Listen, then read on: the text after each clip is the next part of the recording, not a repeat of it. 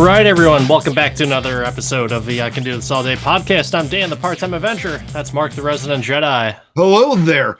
This week we're going to talk about something that is very, very hard and firm and might be able to be polished if you flip it around a lot. And that's The Rock and his new movie that's hunting Oscars right now, The Smashing Machine. Hunting Oscars and not box office dollars. No. So apparently this is just a bomb. And that's too bad. That's Is too it bad a bomb because... or the bomb? Oh, Only I guess time will tell. we'll You got to find listen out. to the end to find out. Box office bomb, that's for sure. I don't think we can turn that around. Who knows? Maybe someone listens to this podcast. Maybe everyone will just flood to the theaters. It's possible. We have the power. We have that kind of influential power that we move the needle. Absolutely.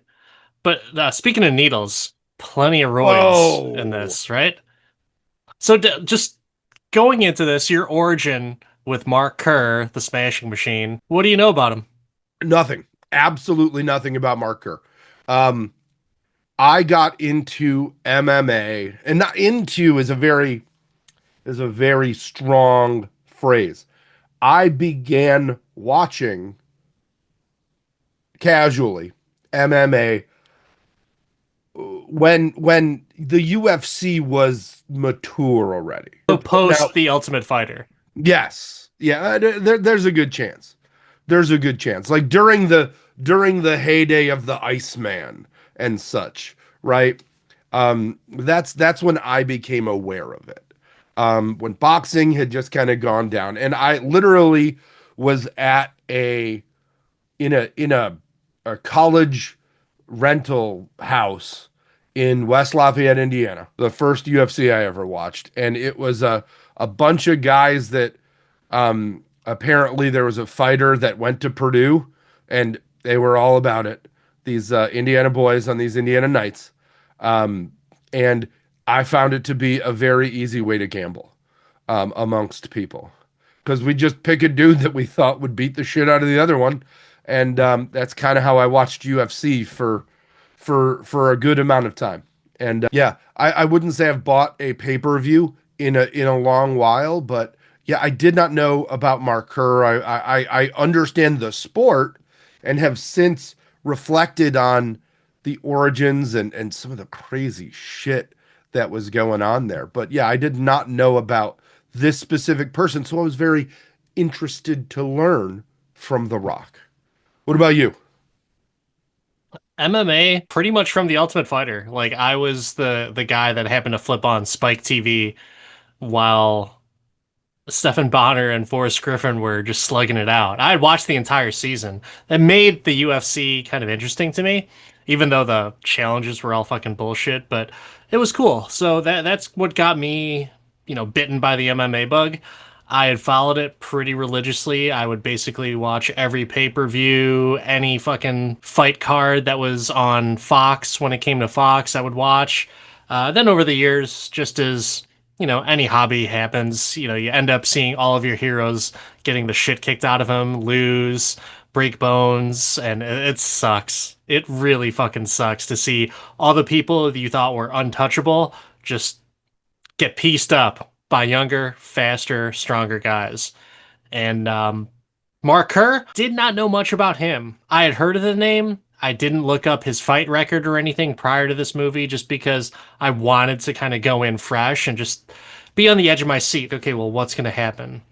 I kind of had an idea because I knew of all the other fighters that were in that movie and not necessarily him. So I kind of had a feeling that he's going to chalk up an L at some point, but you never know. You never know. Maybe they pull a Tarantino and they change up history a little bit, but not that I thought that was going to happen. But I went into this pretty fresh and also eager to see what The Rock could do, because he was getting some praise for some Oscar talk and great performance, 15-minute standing ovation at a film festival. So looking forward to it. I feel like those people saw him punch a bunch of people in the face and were really intimidated and were like, yo, we got to stand up or else he might smash us in the face. Look at him.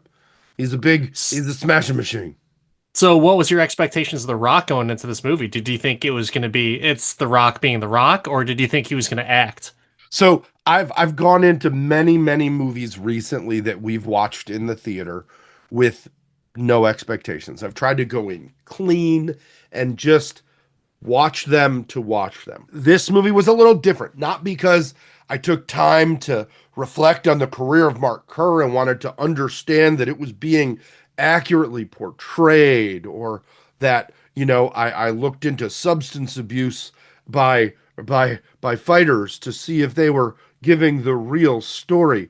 I just heard Oscar buzz, right? And the same as you, like the standing ovations and the, oh, he's gonna get nominated kind of stuff.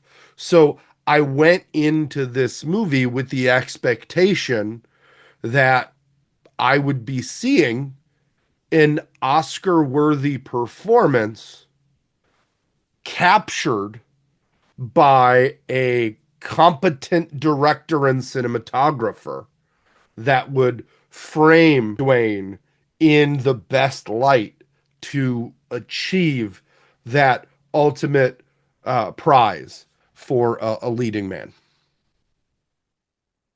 What about you? What did you go in expecting versus, we're going to talk about what we got. Because we're going to spoil the hell out of this movie for all those angry people on the internet who don't realize it. What did you go in expecting?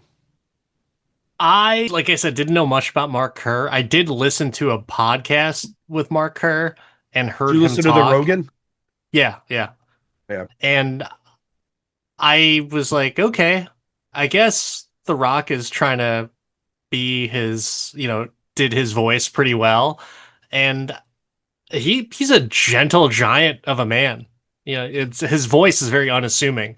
And The Rock really, did the best that he could, considering the fact that he is a hulk of a man It's a, and could smash the shit out of everyone just based off of his physical looks. So yeah, it was interesting to see. I thought I was going to be pleasantly surprised by The Rock, and I'm a Rock fan. I don't care what anyone says, like he ruins wrestling because he comes back whenever he's not doing a movie or whatever. And it's just like, so did Hulk. he's way bigger than Hulk Hogan for sure. But just it's something I want to support because I like him as a tour de force in Hollywood. Whether he's Yeah. in good movies or not, it doesn't really matter. I just like him being in movies. Same thing with Cena. There's just something about John Cena. I'll watch anything with him in it, and I have watched pretty much everything with John Cena in it, and I've enjoyed it.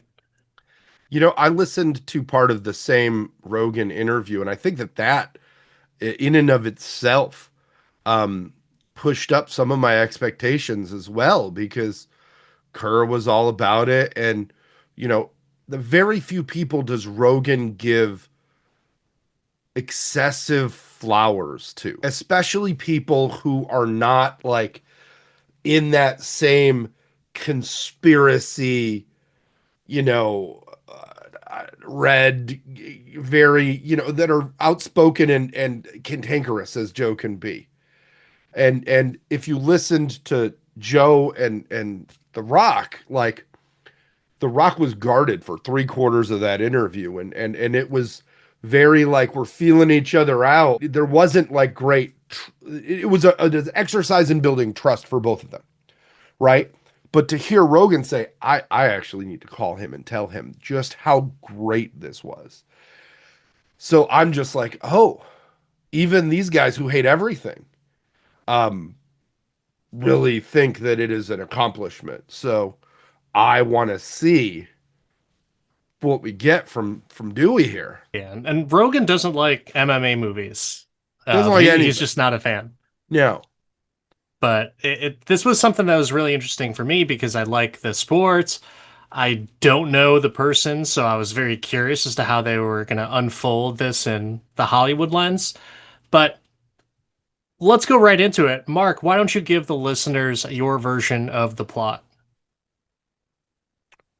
Big man smashes things, really likes the painkillers, uses them to excess, finally loses, and gives in to his addiction and a bowl gets smashed and super glued back together. And hilarity ensues. No hilarity. No hilarity. Just excessive calm for somebody known as the Smashing Machine. Very interesting character. I'm sure that was very legitimate, just based off of how faithful The Rock wanted to play the character and his involvement with Mark Kerr, and Mark Kerr just kind of spending a lot of time with the cast. But it was not what you thought, what you were going into. Like, you're not expecting, at least I hope people weren't expecting a Rocky movie. I knew it wasn't going to be that. It was going to be a lot of just gritty, dark time and just a peek and a spotlight into what his life and some of the early MMA pioneers, what their lives were like. So it was kind of a bummer if you were trying to go into this thinking like, oh, this is going to be like the MMA version of Rocky. Nah, nah. It might be the bum that he beat in the first 10 minutes of the movie, but that's pretty much it. Like, Fire Rica. yeah, Spider. It's pretty rough for Mark Kerr, and he has a lot of successes, but there's a lot of dark moments in his life. But what were you thinking as the movie's going along? Did you have an idea where it was going? Did you want it to go to a certain direction? I mean, the story to be movie worthy is gonna follow some kind of redemption arc, right? It's gonna follow this fall from grace and redemption arc, or else it's not gonna get made into a movie.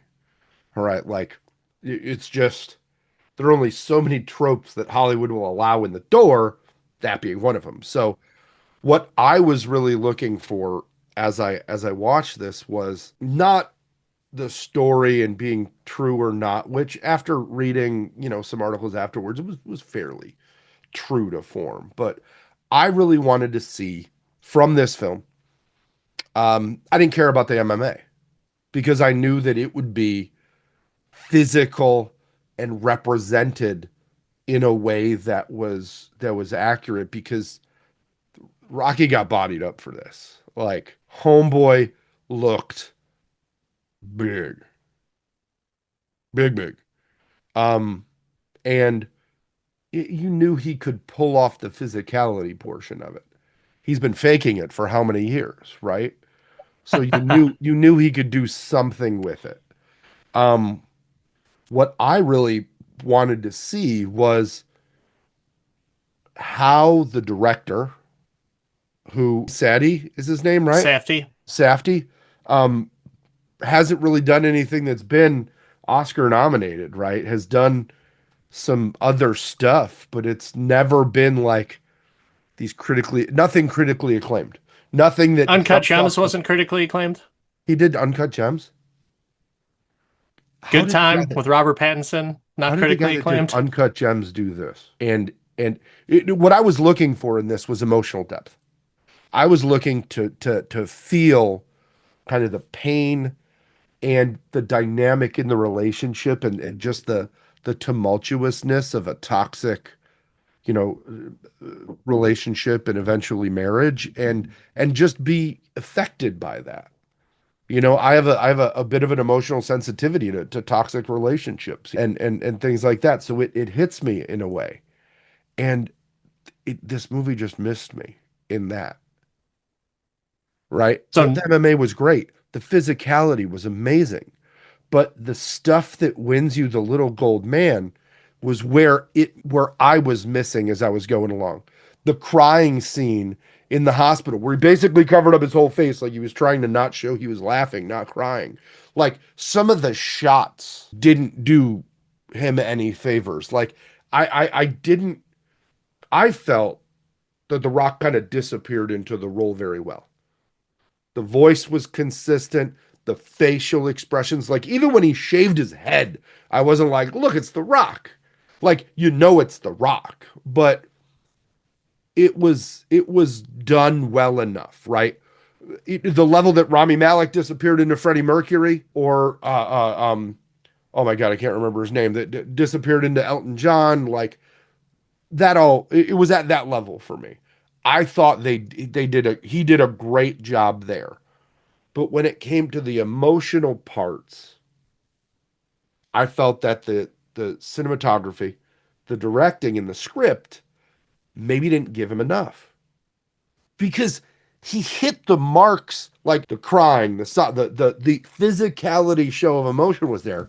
But I'm giving Dwayne the benefit of the doubt as just the some of the shots didn't work for me. So that's my I guess where this movie went for me. Like I was looking for that powerful Oscar worthy performance and just film. And I didn't realize he did Uncut Gems. I didn't pull up his IMDb. Um, I just never heard of him, but I don't know how he goes from capturing that for Sandler and not capturing it for Dwayne. It's funny you say that because you're saying you're not buying it. I didn't buy the physicality aspect of it. I thought the MMA shots were done very poorly. Um, but I think that was by a stylistic choice just because you want it to be gritty and you don't want it to be the focus. So that was one of the things that I thought my takeaway from it is like the focus isn't the fighting. It's his own personal struggle with just everyday life, whether it's his girlfriend, wife, coach, own personal demons, things like that. And it's funny that you say about like the whole crying scene when he covers up his face. I think that is totally accurate of what a fighter would do or like a in quotes tough guy would do. Even like professional athletes on, for whether it's at the collegiate level or like NBA or something like that, they'll always pull up the jersey over their face so no one can see them cry. So I thought what Dwayne did there was exactly how that type of professional athlete in a combat sport would react is that I don't know how to process this. I'm gonna cry. I'm gonna cover my face completely so that way no one can see me cry. Hmm. So I don't know. I appreciated it. I thought that was like spot on. And so did it, pull at my heartstrings? I don't think so, but it definitely pulled at my, oh, game knows game type of reactions. Like that's a really good way that he portrayed that, in my opinion. Yeah, and the arguments didn't hit me as being as toxic as one would assume they would be. Like they didn't have the rawness that I expect from or maybe that I would expect from an Oscar nominated film. Like there's just a level of depth that needs to be and tension that was displayed but not. I don't know if it was the edit and the sound or what. It didn't hit me the same way that so many of these other Oscar nominated films that deal with similar tension created. Yeah, I can definitely agree with you on that. Or at least I understand where you're coming from. I don't agree with it because I thought it was very very realistic of a lot of toxic couple arguments is that, you've got each of them being, a victim in their own story.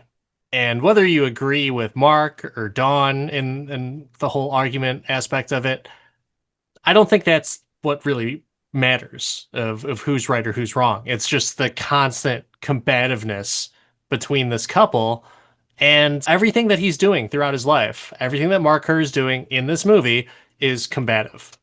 Combative with his coaches. His coaches are questioning his dedication to everything. Combative with his wife, or I think was it They his didn't get wife or married was it just until his girlfriend until in there? later. It was just his girlfriend. Got it. They So did eventually get married and divorced, yeah, but yeah. But I think that's the focus of it is like the whole movie is a fight, but it's just not the fight you're thinking of. It's not the actual fight on the stage. That's part of it, but it's all about the interpersonal demons and how to deal with them and what to do and what not to do and honestly just the unknowing aspect of how do you deal with it. You think you're dealing with it by going into a program, but then the other person, your partner, bashes the program. It's like, well, what's right? I think the skeptic, You know, the person who might not want to quit would look at that as be like, see, I mean, this is just bullshit. The programs are stupid. Like, why even bother doing that? You can continue to live. You just have to control yourself a little bit. And so I liked the no matter which way you're screwed approach on this. And that's what the Safdies are kind of known for is no matter what, you're screwed either way. And I wouldn't say that Mark Kerr was screwed in this movie, but given his resume, his talent, his natural athletic ability, it's something to where it's like, yeah, you had it all. You could have had it all. You could have been a bigger name. You could have won, but you didn't. And who's to blame or what is to blame? That's kind of what I look at that movie is to like, okay, well, yeah, who is to blame and what is to blame? What are your like things that stood out to you as you're watching the movie? Anything that's really surprising you? Anything that is kind of adding to the element, adding to the move, or even taking you out of it? So some of the music interludes were interesting to me. Like in the front half of the movie where they used, multiple Elvis songs, but not like directed like Elvis covers to drive in. Like the beginning, I felt like for the dramatic areas, they were really trying hard to make the music work. And um, the Don't Be Cruel cover sounded cool. I don't know that it fit in the scene right. There was a lot of Elvis in the front half, and it didn't work great for me. When they got to Jungle Land and Springsteen later in that fight, it was perfect, right? The way that they used the pause in the song and the different thing, it was like a whole different like Adrian moment. And this movie in and of itself is hard to not do Rocky stuff in, right? Like the montage when he's training. It's like it was good. It wasn't Rocky 4 good, but it was good, right? And there's just those things. It got better for me as it went along, right? It built up steam as the movie continued. I just think that the early portions of it didn't hit well enough for me to be directly in the groove to be astonished by the back half. The back half proofed itself for me. And you mentioned um you know, Uncut Gems and Benny being the director there. He worked with his brother on that. His brother didn't work in this one. Yeah, they separated after Uncut Gems, Yeah. but they did a couple movies together prior to Good Time with Robert Pattinson, Mm-hmm. Uncut Gems, and I want to say there was another one before that that had some critical praise, but I can't remember what it was. But I'm A24, wondering. man, that's they put A24 on the map from the Mhm. broader perspective. I'm just wondering if that if there's the difference, right, between the emotional roller coaster that was Uncut Gems and this. I'm not saying that the guy's not good at what he does by any means. I'm just, his metal is proved by the I would say the cast being not actors. Like half the MMA folks were just MMA fighters that came in for that for the movie, and that was great. His the Rock's partner, if you will, in that was played by Ryan Bader, who I Yeah. don't think has any other movie credits. Yeah, I don't know if he does. I think he may have done some TV stuff. But yeah, Bader. All self. He played himself, and he was self-credited in 26 things. This is his debut, and as serviceable as a John C. Riley in Days of Thunder, I would say. Right? I mean, it was not obvious that it was just a dude who used to get punched in the face for a living that decided he wanted to act. I really felt that he got a lot out of the actors. It just was the emotional part didn't line up for me right from the beginning. That's the only like small thing I've got that And continuously harps me when you ask me about my impressions. yeah. No, fair enough. It's like there's certain things that you want from certain movies. And it's funny. I sent you a text just before I was going to see the movie. And I was like, I better be crying after this because I just always contribute any type of A24 movie and any Safdie movie with just like anxiety ridden just all throughout the 2 hours that you're in the theater seat. And I wasn't expecting I was going to cry.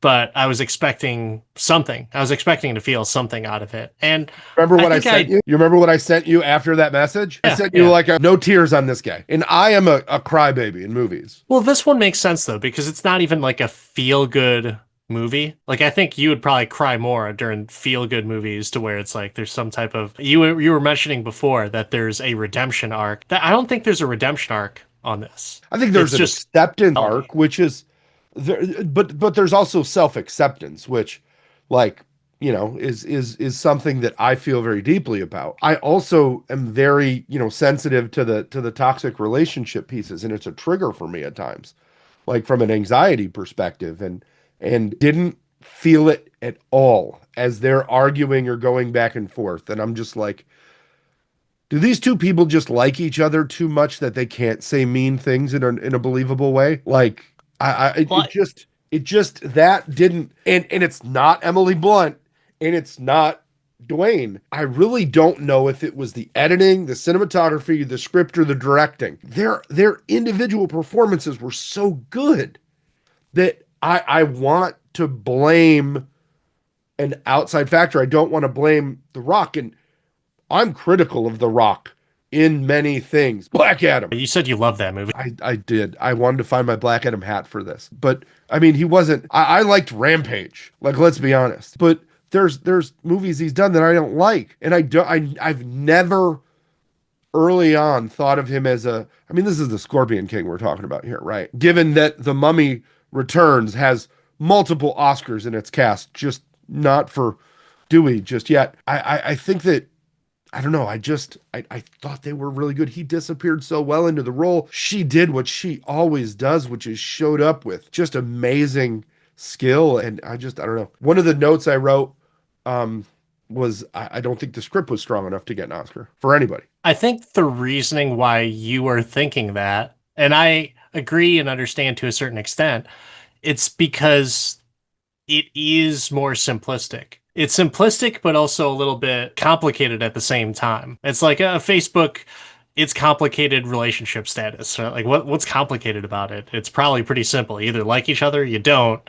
or you're going through some shit right now. And I think this movie is a Facebook, it's complicated relationship status because you don't necessarily blame one person or the other. I think it's just the observation of seeing like what these two people will argue about. It's very similar to just everyday life. People argue over the stupidest shit, like leaves in the pool or making a protein shake with half a banana instead of one and a half bananas. And it's stuff like that that I think that Mark Kerr is just a big sweetheart of a man in this iteration in the movie. I'm not saying in real life. I don't know him, but I think he's that nice of a guy. You were saying it earlier that maybe they're just too nice to say mean things. I think that was done on purpose because you view them as not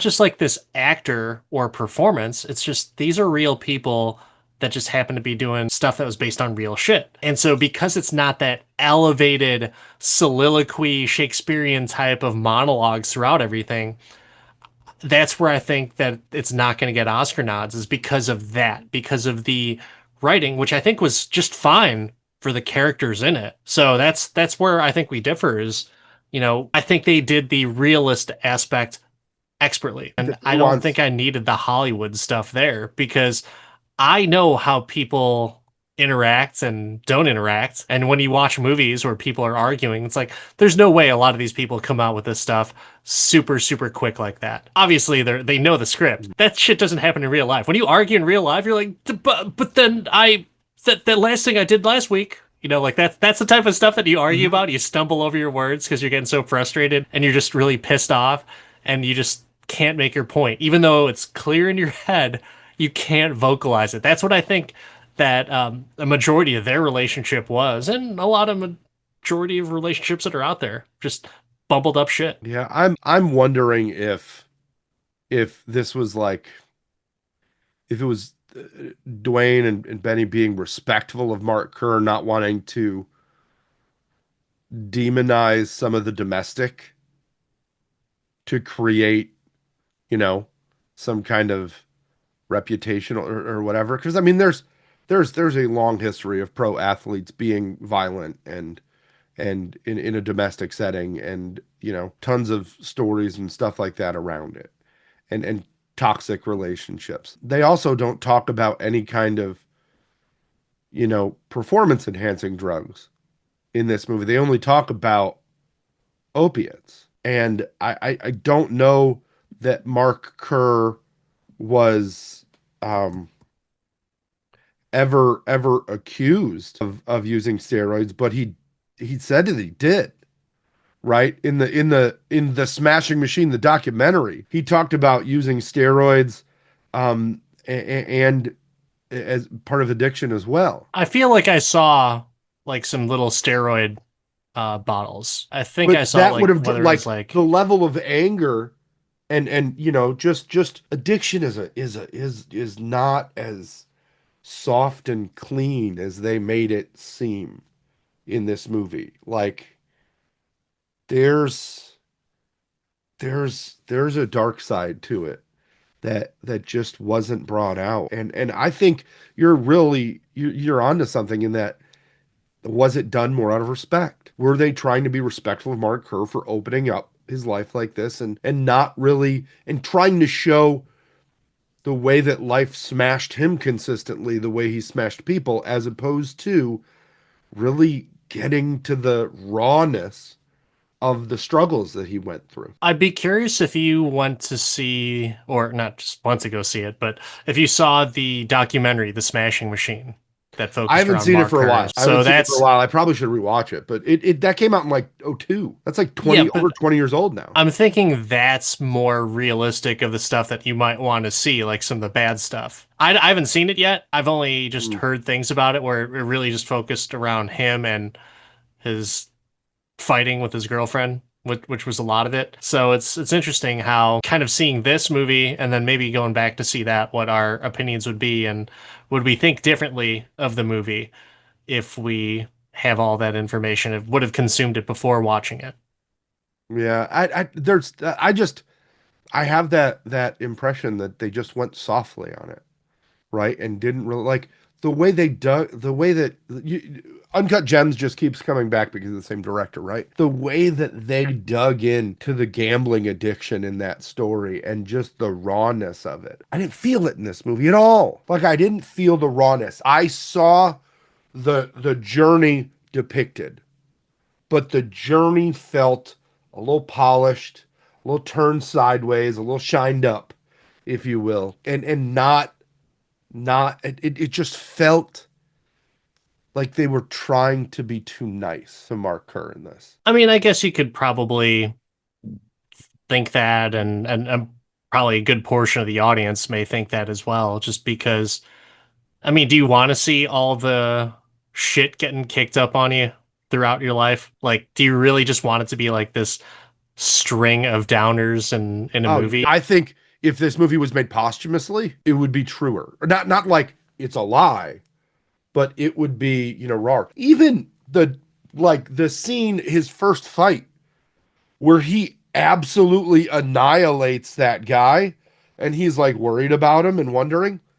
Do you know about that fight? He shattered the guy's face. The guy never fought again and had facial, like long-term facial deformation from him absolutely wailing on his facial bones and face. He literally stomped his face off. And they're like, "Oh, he'll be fine." Like I loved the human reaction that Kerr may have had in the moment, like, "Oh, is he going to be all right?" Like this is supposed to just be sport, and even that kind of stuff would weigh on somebody who is a positive person and is brought the light in the interviews and stuff that Mark Kerr did, right? You'd said it yourself, like the guy's just a big ball of positive. That should have troubled him more, or should have at least like that's just where I'm at with it, right? It's not that it was bad. It's not that The Rock did a bad job,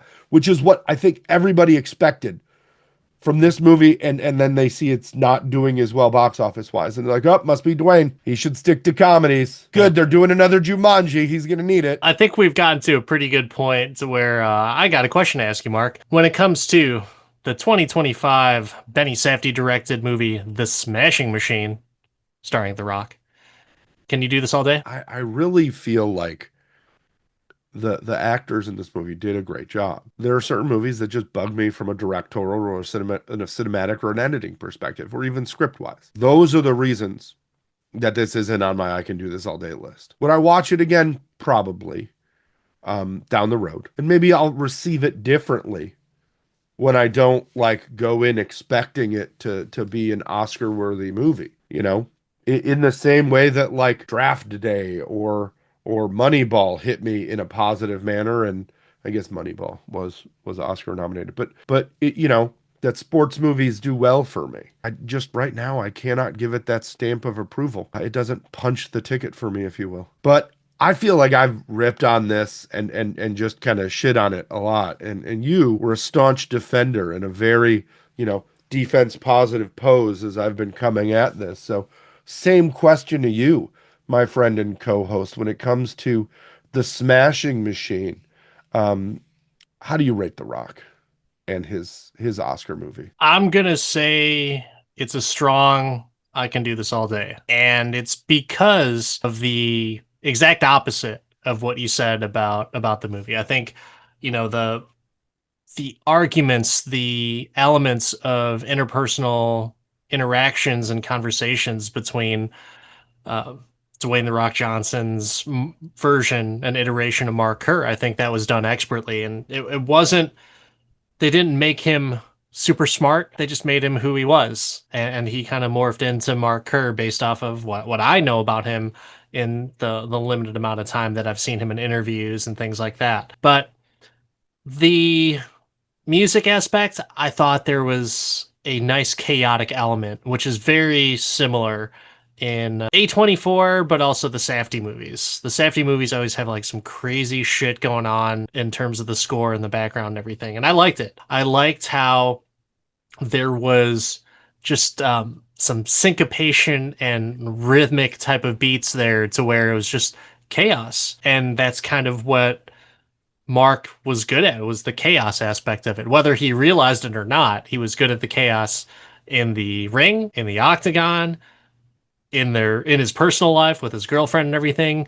He was just like a master of chaos, and it just attracted him, and so was Dawn. Dawn was a master of chaos as well. I think it did have that nice toxic relationship to where it's like, oh, she's really looking out for him and she's really concerned for him, but she also likes to get dressed up in her best snakeskin and go out and party with friends while he's sober. And so it's interesting to see and hear your aspect of it to where it's like, yeah, just it didn't get me from that emotional aspect of it. I thought it was as real as it could be. I thought probably just, based off of what I've seen in my own personal life and my friends and family with those types of relationships, like, yeah, that shit happens. And it's usually over stupid stuff like a shake made wrong, like that's the crazy thing. So the music, the chaoticness of it, they did use a little bit of popular music, but it's also kind of like that downer type of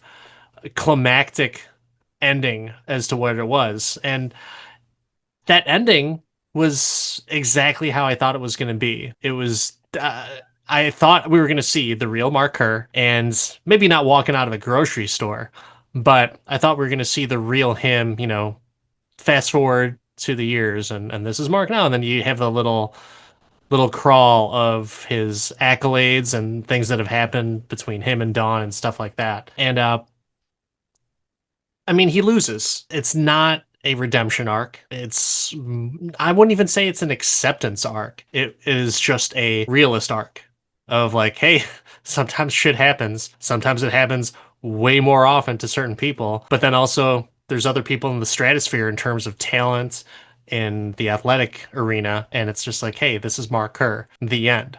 Take what you will from it, but this is his life, and here you go. Here's a little bit of chaos of an early MMA fighter, an MMA pioneer that should have gotten paid millions, but did. But that wraps it up for us. Any other thoughts that you got, Mark? I thought the ending was weird. The part that you loved where they went to real Mark Kerr, I was like, what? Why are they showing him just being a chatty Cathy with the okay? It was odd for me, but it was artistic at least. It was artistic. But yet another film that we are diametrically opposed and on the opposite sides. You'd think that we planned this, but we really don't. Well, something that we will plan is our future episodes. And as we go through the rest of 2025, you're going to get some good ones. You're going to get some holiday themed ones. You're going to get some overall just good holiday fun. So stay tuned. We will catch you next time. I'm Dan, the Part-Time Avenger. That's Mark, the Resident Jedi. Don't forget, y'all smash